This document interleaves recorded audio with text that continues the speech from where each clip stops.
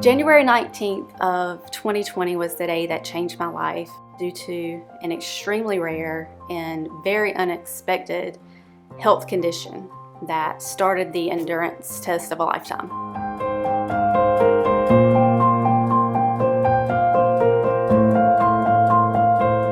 So in the evening of January 19th, I started to just not feel well, and I then developed a fever blister. 2 weeks prior to developing that fever blister, God spoke to me. I was coming home from eating dinner with my family, and I was walking through my back door. And as I was stepping in the house after opening the door, I heard God say, "You got to go through a little something." And when He said that, mind you, God has never spoken to me in words. So when He said that, I knew for one it was God without He ever speaking to me in words. But it was so profound with authority that I turned around to look to see if He was behind me. Was He there? No, but His presence was around me. It was that strong. The only way that I can explain how I know God spoke to me was when I went and searched in the Bible and found John 10:27. And the verse reads, "My sheep listen to my voice, and I know them, and they follow me." Ultimately, after I developed the fever blister, the virus that causes the fever blister attacked my 5th, 7th, and 8th cranial nerve. And the 5th cranial nerve, what that does is supply sensations throughout your face and your mouth. And I started to experience burning pain in my face and my mouth. And I knew something was terribly wrong, and I could not get away from that. And then I started to experience from the 7th and 8th cranial nerves that were damaged, my balance was starting to get off. I could no longer walk in a straight line at times. I would run into walls. I could not drive. And it totally changed my day-to-day activities and what I usually did. And it completely stopped me. Just because, for one, the pain was unlivable. That was in my face and my mouth. And 2, I was unable to maintain my balance. The symptoms that I experienced lasted for 2 years.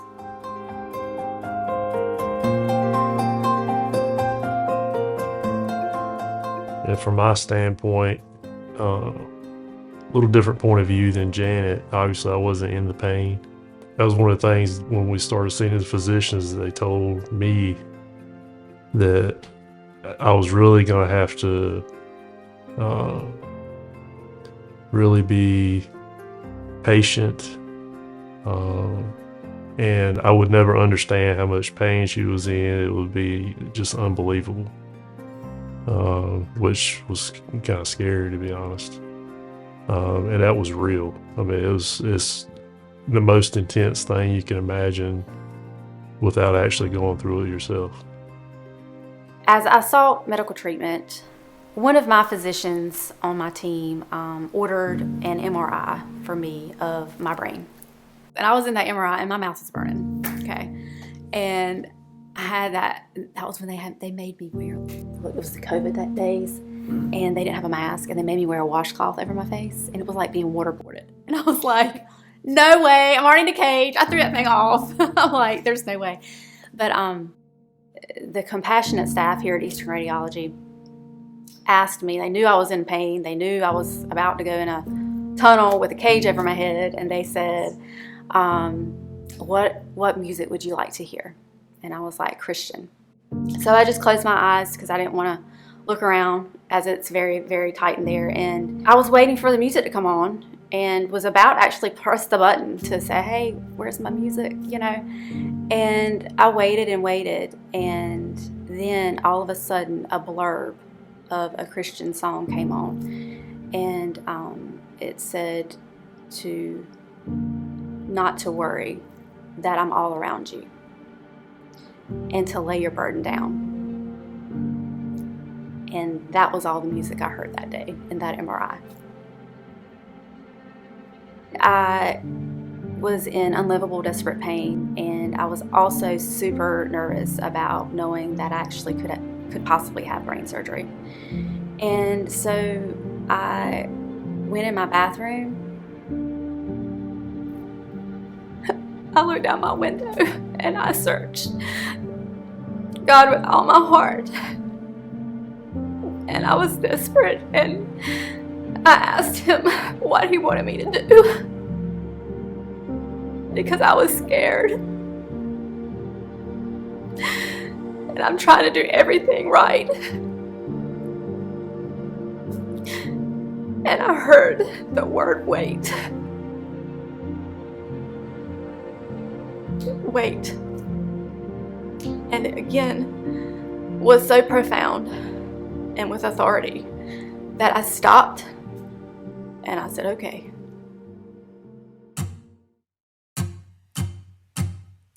My appointment at Wake Forest Baptist Health finally arrived. When we met with Dr. Tatter, he did my examination, and he was pleased with my examination, and he sat and talked with us for an hour, as he specializes in patients that have my rare condition. And he said that I was going to have to wait. So I smiled at Josh, because I knew that the great physician had already told me that 2 weeks before. So with that experience, I was reminded that God goes before us, as it says in Deuteronomy 31:8. It says, "The Lord himself goes before you and will be with you. He will never leave you nor forsake you. Do not be afraid. Do not be discouraged." Throughout the numerous doctor's appointments that Josh and I traveled to and from, we started to see eagles. We would see them in Raleigh, at Wake Forest, down the road from our house, and in my yard. I was amazed at first. I'm like, oh, that's pretty cool, that's an eagle. And then I started to put it together that I always saw an eagle when I was at my lowest point throughout the nerve healing process. Every time I was at my lowest point, I would see an eagle, and it would boost my spirit. And one day, I remember I didn't think I was going to make it through this. I actually had a conversation with Josh, and I told him my wishes of where I'd like to, if I didn't make it, where I'd like to be buried, and how to take care of Logan, although he knows how to. From a mama's perspective, I needed to tell him that. And because the pain weakens you. It weakens your body. It weakened my heart. It caused me to have a lot of heart palpitations. And so that one night where I was at the lowest point, I sat on the edge of my bed and I cried out to God, like, what do you want me to do? I'm doing everything. You've told me to be strong. You told me how to go through a little something. Yeah, this does not feel like a little something. So what do you want me to do? What do you want me to do? And he said, be strong. And again, it was with profound authority. And it dawned on me when he said, be strong. I'm like, Isaiah 40:31. Eagles says, but they that wait upon the Lord shall renew their strength. They shall mount up with wings as eagles. They shall run and not be weary, and they shall walk and not faint. Every time either we went to an appointment, or that was especially something critical, or really even when Janet got into a really low spot, here would come another eagle. And to be honest, I don't think it was a coincidence. To the point, we were coming back from probably the most important appointment she had from a medical standpoint. And I was in the truck, just out on the road on the way back home, and here comes this eagle swooping in.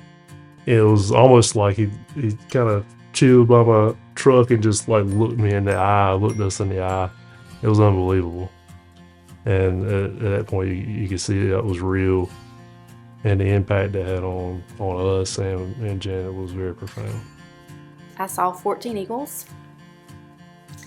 and throughout my healing journey of 2 years, the last eagle that I saw, I was feeling pretty good. And the eagle perched on the side of the road right in front of my house and looked at me. And I took a picture because Josh was not home, and I didn't think anybody would believe me. And I walked outside and just looked at the eagle, and there were no cars coming. It was just me and the eagle. And I just looked at the eagle, and he looked at me, and for about 2 minutes, and then he took flight. He took flight the opposite direction. And all I saw was his back, and he was flying away. And I immediately knew God was telling me, not in words, but I knew that he was like, "You're good to go." And I haven't seen one since. And I knew he was like, "Peace out. You got this, girl." Yeah, it's amazing. 2 years and 4 months, I went and saw my neurologist, and he was like, "So you're healed.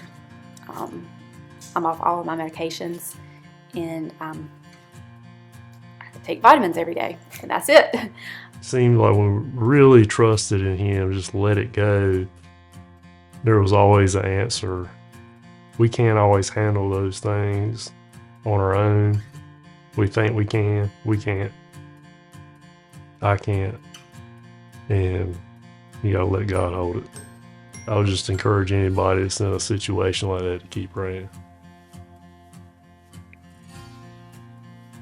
Just keep praying.